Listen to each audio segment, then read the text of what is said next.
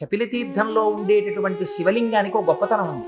ఆశ్వీజ మాసంలో వచ్చేటటువంటి పూర్ణిమా తిథి నాడు కపిలేశ్వర క్షేత్రంలో 250 కిలోల బియ్యాన్ని అన్నం వండుతారు. మీరు ఇప్పటికీ కావాలంటే వెళ్ళి చూడొచ్చు. 250 కిలోల బియ్యాన్ని అన్నం వండి ఆ అన్నాభిషేకం అని అన్నంతో అభిషేకం చేస్తారు శివలింగానికి. చేసి దాని మీద మళ్ళీ ఓ శివలింగం కడతారు.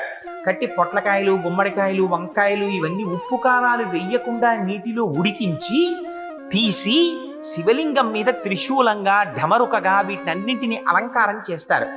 సాయంకాలం అయిన తరువాత పైన పెట్టిన శివలింగాన్ని ఉద్వాసన చేసి తీసుకొచ్చి నీటిలో కలిపేస్తారు.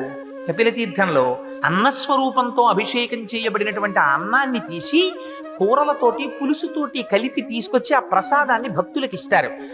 ఆశ్వీయుజ శుద్ధ పౌర్ణమి నాడు కపిలతీర్థంలో అన్నాభిషేకం చేయబడిన ప్రసాదం తిన్నవాడికి ఎంత భయంకరమైన గ్రహదోషం ఉండనివ్వండి.